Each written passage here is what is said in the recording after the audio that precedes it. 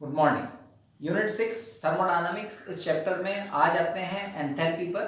Enthalpy इस term को समझने से पहले हम केमिकल रिएक्शंस पे आ जाए।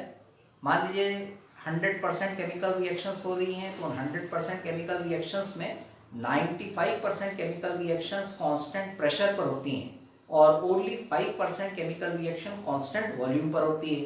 तो कांस्टेंट प्रेशर में जो 95% केमिकल रिएक्शंस होती है उससे रिलेटेड एक थर्मोडायनामिक टर्म को इंट्रोड्यूस किया है। उस टर्म को हम बोलते हैं एंथैल्पी। इस एंथैल्पी को हम कैपिटल एच से नोट करते हैं and capital H equals to U plus P V होता है, वेयर यू से मीनिंग है इंटरनल एनर्जी, ये हमने पहले भी देखा हुआ है inter energy, and P V से मीनिंग है प्रेशर वॉल्यूम एनर्जी। और इस प्रेशर वॉल्यूम एनर्जी को हमने प्रेशर वॉल्यूम वर्क के फॉर्म में भी समझा हुआ है। कहने का मतलब ये है कि इंटरनल एनर्जी और प्रेशर वॉल्यूम एनर्जी का जो सम होता है उसी को हम क्या बोलते हैं, एंथैल्पी बोलते हैं। एंड ये जो एंथैल्पी है it is a state function, ये स्टेट फंक्शन होती है। स्टेट फंक्शन से मीनिंग है कि इसकी value initial and final both stage पर डिपेंड करती हैं, इसीलिए ये बोला जाता है स्टेट फंक्शन। सपोज मान लीजिए हम इनिशियल स्टेट में चल रहे हैं, इनिशियल स्टेट में चलेंगे तो जो एंथैल्पी है इसकी वैल्यू h1 होगी, इंटरनल एनर्जी इसकी वैल्यू u1 है, प्लस प्रेशर तो कांस्टेंट ही है तो इसको हम p ही लेके चलेंगे, एंड वॉल्यूम हमारा हो जाएगा v1। इसको दे दिया हमने इक्वेशन 1। मान लीजिए हमारे पास फाइनल स्टेट है, फाइनल स्टेट के केस में चलेंगे तो एंथैल्पी हमारी h2 हो जाती है, इंटरनल एनर्जी हमारी u2 है, प्लस प्रेशर तो कांस्टेंट ही है, वॉल्यूम हमारा v2 है, इसको दे दिया हमने इक्वेशन नंबर 2। अब यदि इक्वेशन 2 माइनस इक्वेशन 1 यदि हमने कर दिया, 2 माइनस 1 करेंगे तो क्या मिलेगा हमें, h2 माइनस h1, यहाँ मिलेगा u2 माइनस u1, प्लस यहाँ यदि हमने p कॉमन ले लिया तो v2 माइनस v1, इस टाइप की टर्म हमारे पास आ जाएगी। h2 माइनस h1 इसे हम डायरेक्ट लिख सकते हैं delta h, u2 minus u1 इसको हम डायरेक्ट लिख सकते हैं डेल्टा u प्लस p, और v2 माइनस v1 इसको कलेक्टिवली हम डेल्टा v लिख सकते हैं। ये हमें मिल गया equation number 3।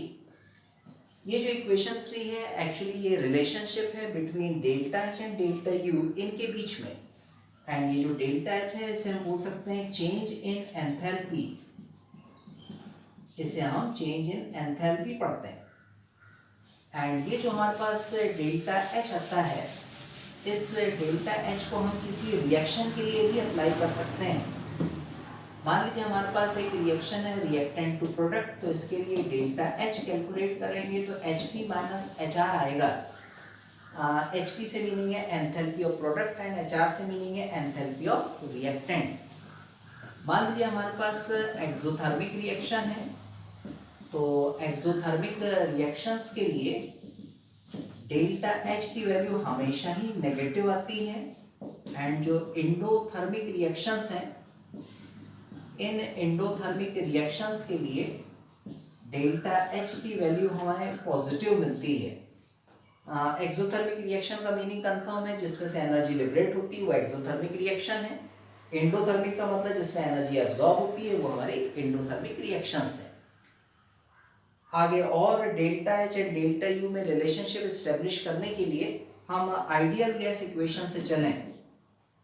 From ideal gas equation, ideal gas equation हमने पढ़ा हुआ है P V equals to N R T, ये हमारा होता है।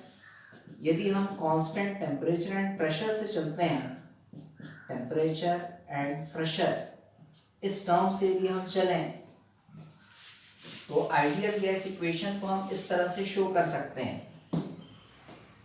P V1 equals to N1 RT, pressure constant है वॉल्यूम में चेंज होगा तो V1, N1 से मतलब है number of moles of gas N1 है, R तो कांस्टेंट ही होता है, टेम्परेचर हमने पहले से ही कांस्टेंट ले लिया है, and PV2 equals to N2 RT, ये हमारी इनिशियल स्टेट है और ये हमारी फाइनल स्टेट है।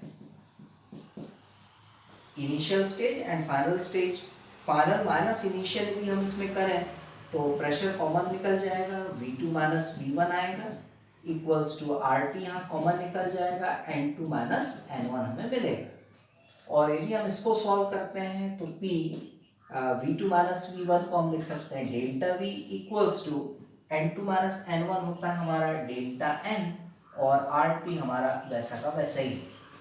और ध्यान रखेंगे डेल्टा N से मीनिंग है change in number of moles, और वो मोल्स हमेशा गैसियस ही होते हैं, तो हम उसको लिखेंगे डेल्टा NgRT।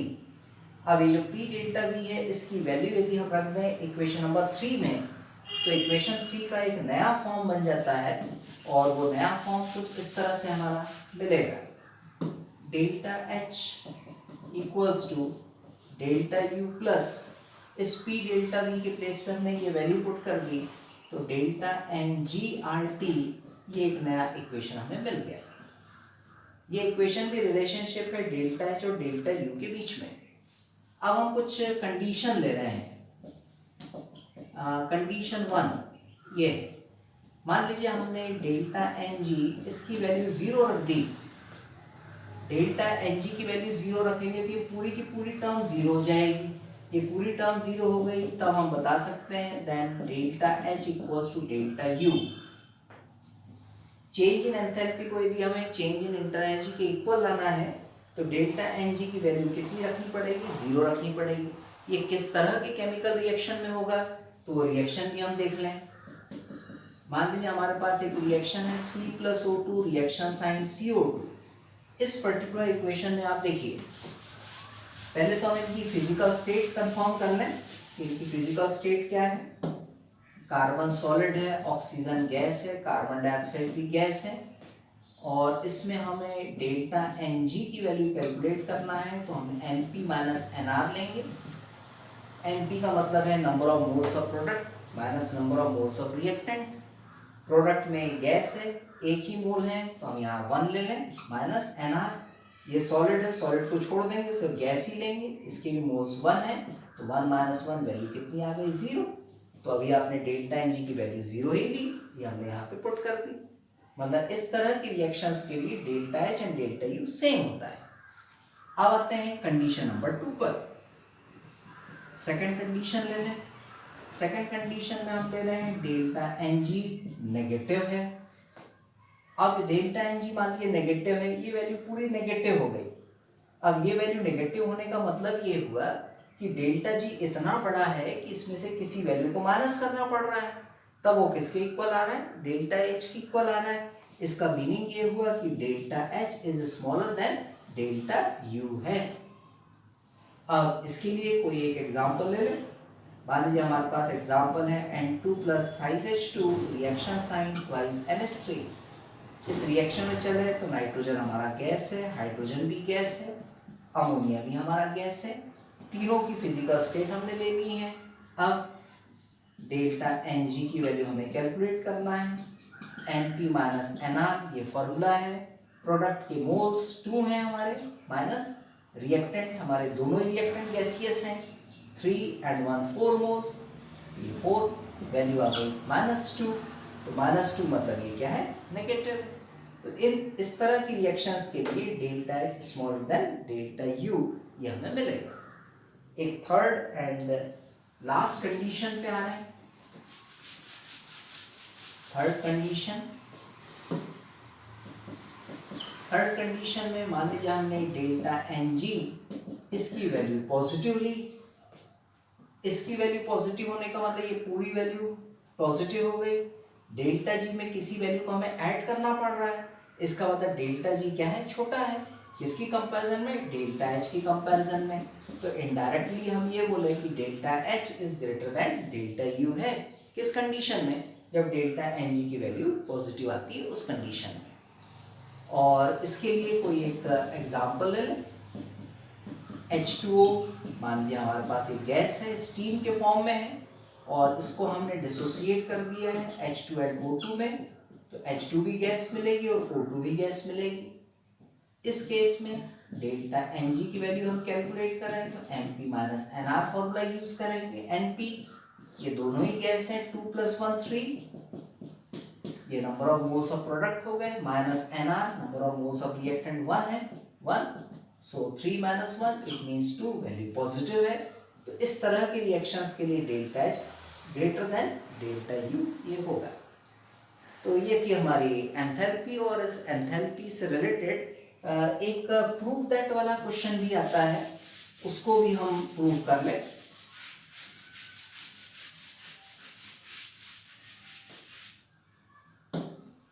ऐसा क्वेश्चन आता है, prove that delta H equals to Q P. Q P से मीनिंग है heat at constant pressure. Constant pressure पे जो हीट होती है वो डेल्टा एच के इक्वल होती है, इसे हमें प्रूव करना है। तो हम चलते हैं from first law of thermodynamics से। फर्स्ट लॉ ऑफ थर्मोडायनामिक्स कहता है delta U equals to Q plus W, but W equals to हमने पहले भी देखा है P डेल्टा V होता है, प्रूव किया था। वैल्यू पुट कर दें, delta U equals to Q minus P delta V, side change करें इसका, plus P delta V equals to Q हो गया। एट कांस्टेंट प्रेशर, यदि हम कांस्टेंट प्रेशर पर चल रहे हैं तो Q इक्वल्स टू QP हो जाएगा, and delta U plus P delta V equals to हम लिख सकते हैं डेल्टा एच के। तो इस पूरी टर्म के प्लेस पर हमने डेल्टा एच लिख दिया और क्यू के प्लेस पर क्यू पी लिख दिया। It's proved. इस तरह से हमने इसको प्रूव कर लिया। तो ये था प्रूफ दैट वाला क्वेश्चन। अब दो प्रॉपर्टी और ले लें हम, एक्सटेंसिव एंड इंटेंसिव प्रॉपर्टी पर चलें।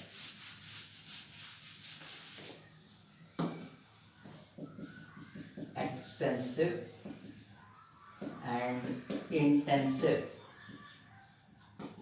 प्रॉपर्टी क्या होती है? एक्सटेंसिव प्रॉपर्टी से मतलब वो सारी प्रॉपर्टीज जो क्वांटिटी पर डिपेंड करती है, क्वांटिटी ऑफ द मैटर, इस पर ये डिपेंड करती है। और ये क्वांटिटी ऑफ द मैटर पर डिपेंड नहीं करती हैं, इंडिपेंडेंट रहती है, इसलिए उनको बोलते हैं intensive property. For example like temperature, like pressure, density, ये कुछ हमारी ऐसी प्रॉपर्टीज हैं जो क्वांटिटी पे डिपेंड नहीं करती। फॉर एग्जांपल जैसे मान लीजिए हमारे पास एटमॉस्फेरिक प्रेशर हमने लिया है 1 atm एटमॉस्फेरिक प्रेशर। तो ये जो 1 atm एटमॉस्फेरिक प्रेशर ये सभी के लिए एप्लीकेबल है। मतलब मान लीजिए कोई छोटी सी चीज़ है उसके लिए भी 1 atm एटमॉस्फेरिक प्रेशर लगेगा, कोई बड़ी चीज़ है उस पर भी 1 atm एटमॉस्फेरिक प्रेशर लगेगा। यानी ये जो 1 atm एटमॉस्फेरिक प्रेशर है ये क्वांटिटी पे डिपेंड नहीं कर रहा है कि कोई छोटी चीज़ है या बड़ी चीज़ है, सभी के लिए अप्लाई हो रहा है। इसका मतलब ये क्वांटिटी पे डिपेंड नहीं करता है। सेम वैसे टेम्परेचर ले लें। टेम्परेचर मान लीजिए हमारे पास किसी कंटेनर का 50 डिग्री सेल्सियस टेम्परेचर है, तो उस कंटेनर के अंदर जितने भी पार्टिकल्स होंगे चाहे वो छोटे हों या बड़े हों, सभी के लिए वहाँ टेम्परेचर 50 डिग्री सेल्सियस ही होगा। तो ये जो टेम्परेचर की टर्म है ये इंटेंसिव प्रॉपर्टी है। डेंसिटी, मान लीजिए आयरन और कॉटन है, तो आयरन की डेंसिटी ज़्यादा होती है, कॉटन की डेंसिटी कम होती है। चाहे हम कितनी भी क्वांटिटी ले लें तो आयरन की डेंसिटी हमेशा ही ज़्यादा मिलेगी, कॉटन की डेंसिटी कम ही मिलेगी। तो ये कुछ ऐसी टर्म्स हैं जो क्वांटिटी पर डिपेंड नहीं करती हैं। बट कुछ टर्म्स ऐसी हैं या कुछ प्रॉपर्टीज़ ऐसी हैं जो क्वांटिटी पर डिपेंड करती है। जैसे मास, अमाउंट ऑफ द सब्सटेंस को ही मास बोलते हैं, तो क्वांटिटी पर डिपेंड करेंगे। साथ ही साथ वॉल्यूम, ये भी क्वांटिटी पर डिपेंड करता है, अमाउंट पर डिपेंड करता है। इंटरनल एनर्जी, ये भी हमारा डिपेंड करता है कि कितना सब्सटेंस है, कितनी क्वांटिटी है उस मैटर की। तो ये कुछ टर्म्स ऐसी हैं जो क्वांटिटी पर डिपेंड करती हैं, तो इन्हें हम क्या बोलेंगे? एक्सटेंसिव प्रॉपर्टी बोलेंगे। Thank you.